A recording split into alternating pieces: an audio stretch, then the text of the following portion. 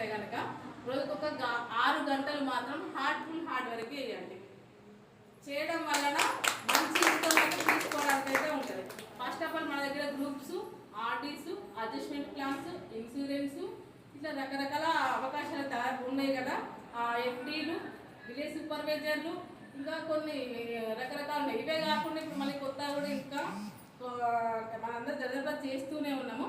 ఇంకా కొన్ని కూడా తీసుకురావడానికి కోసమని వచ్చాము. ఇట్లా ఫుల్ టైం వర్క్ చేసిన వాళ్ళకి, ఫుల్ టైం లేకపోయినా ఈ 6 అవర్స్ వర్క్ చేసిన వాళ్ళకి కూడా ఒక టార్గెట్ అనేది పెట్టడం జరిగింది.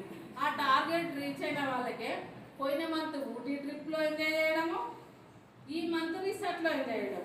రిసార్ట్కి ఎంజాయ్ చేసిన వాళ్ళకి టార్గెట్ సంవత్సరానికి ఎంత అనుకుంటున్నారు మీరు?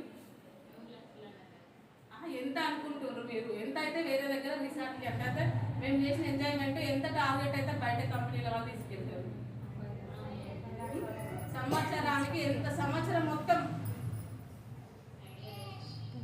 ఎవరైనా చెప్పండి అమ్మా. సుగుణ ఎంత ఎంత తీసుకెళ్తారు ఎల్ఐసిలో? ఎల్ఐసిలో అయితే చాలా వరకు 20 వరకు ఉంటుంది మేడం. 30 lakhs ఉంటుంది. అంతకు మించి అయితే ఇంకా లాంగ్ తీసుకెళ్తారు. వాళ్ళ టార్గెట్ ఎక్కువ ఉంటుంది.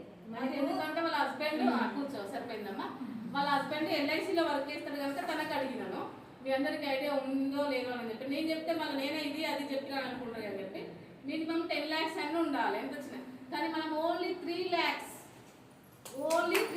ఇయర్లీ మొత్తం నెలకు ఒక 27,000 రూపాయల కలెక్షన్ ఉన్న వాళ్ళని అంటే ఆ టార్గెట్ రీచ్ కావాలంటే నెలకు 27,000 కలెక్షన్ ఉన్న వాళ్ళకి కూడా రీచ్ అయ్యే అవకాశం ఉన్నది. ఇప్పుడు ఇక్కడ ఇందులో ఎవరెవరు ఏమేమి పోస్టులో ఉన్న వాళ్ళు ఉన్నారమ్మా? విలేజ్ సూపర్వైజర్కి టార్గెట్ ఎంత అని చెప్పినా మనం? Full salary